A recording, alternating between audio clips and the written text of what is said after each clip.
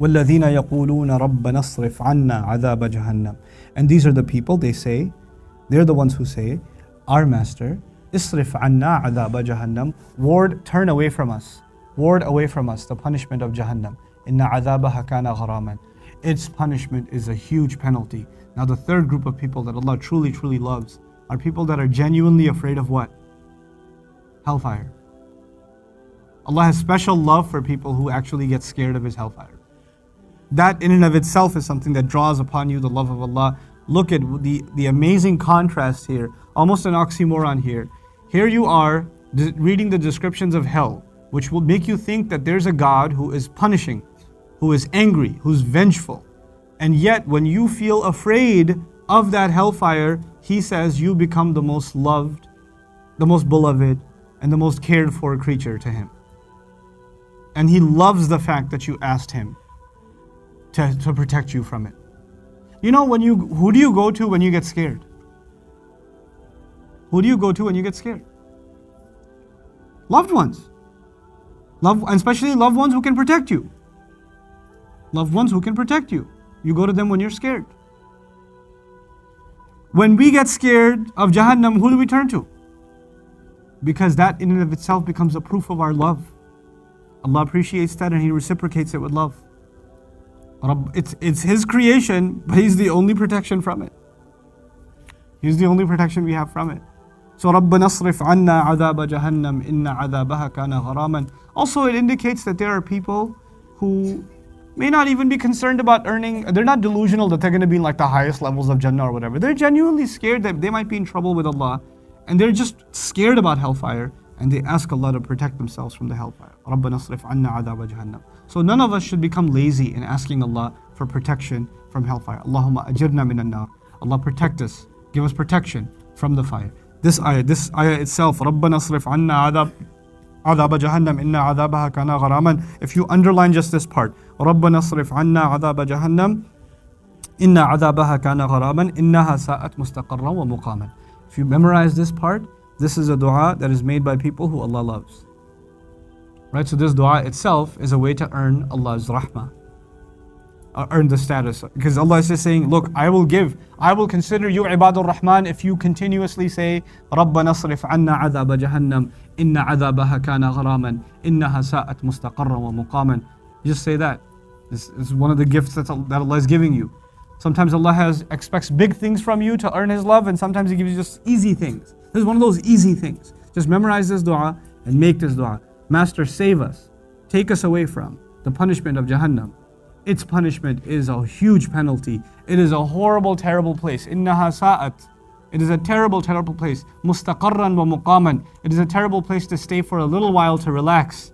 Even if you go there temporarily, it's horrible. I don't want to be there temporarily. And it's terrible if you stay there forever. Why mention temporarily? Because Muslims, if they go to hellfire, they're going to be there temporarily. But I don't want to be there temporarily either.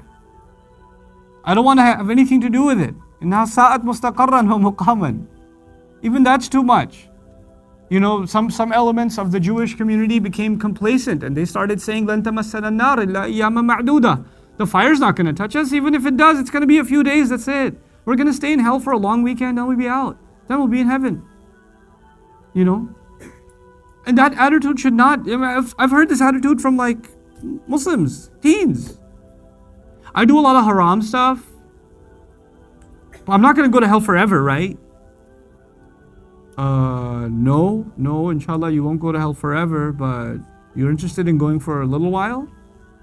Seriously? Do you even realize what you're asking for?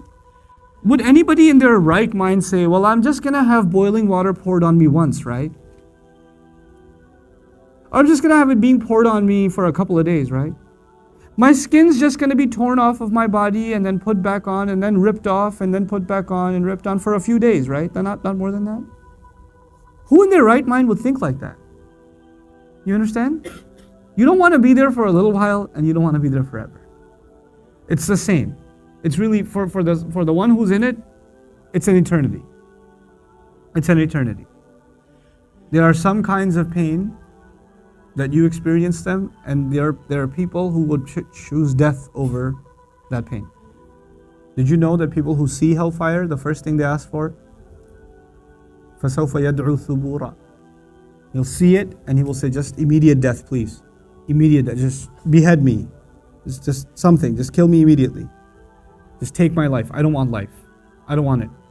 Because of the kind of pain that I haven't experienced, but I'm just looking at. فَسَوْفَ يَدْعُو ثُبُورًا فَيَصْلَى سَعِيرًا. Then he'll be thrown. He hasn't been thrown in hellfire yet. He's begging for death before it. Another place in Quran, Allah said, لا تدعوا اليوم ثبورا وادعوا ثبورا كثيرا. Don't ask for immediate death now. No, and don't even ask for one time. Keep asking for it, because I will give you death, then I'll bring you back to life, then I'll give you death, and I'll give you back to life. Death itself will recur in Jahannam. Over and over and over. Why would somebody think to themselves that it's okay, they can handle it for a little while? Don't be from those kinds of people. Don't even entertain that thought. Then there are people who, they kind of ceremonially believe in hellfire, but they don't really, because it's too drastic a thing to believe in. So I don't really believe in hell. I like a lot of things about Islam, but I don't really believe in hell. And there are those people, those kinds of people, they're also described in the Quran. This guy, these people are being thrown in the hellfire, and then Allah asks the question, أَلَيْسَ هَذَا بِحَقٍّ? Is this real enough for you? قَالُوا بَلَى وَرَبِّنَا. Of course, I swear to God, I don't know why we doubted this. And then he says, فَذُوقُوا الْعَذَابِ بِمَا كُنْتُمْ تَكْفُرُونَ. Go ahead, taste the punishment. No, please taste it now. It wasn't real for you, right? So let it be real now for you. Then there's somebody who thought very highly of themselves, and Allah says, grab him. خُذُوهُ فَاعْتِلُوهُ إِلَى سَوَاءِ الْجَحِيمِ. Grab him and drag him, take him up to the very middle of hell. ثُمَّ صُبُّوا فَوْقَ رَأْسِهِ مِنْ عَذَابِ الْحَمِيمِ. Then pour onto him burning, hot, melting blood. And then hold his mouth open. ذُقْ إِنَّكَ أَنْتَ الْعَزِيزُ الْكَرِيمُ. Taste this. Oh, you think you're a big authority. You got so much respect, right? You think you're a big deal, aren't you? This is sarcasm. His mouth is being held open and it's being poured on him and it's being told, taste this, taste it, taste it, taste it. And then after all of this graphic description, Allah says, إِنَّ هَذَا مَا كُنْتُمْ بِهِ تَمْتَرُونَ. All this is what you used to have doubts about.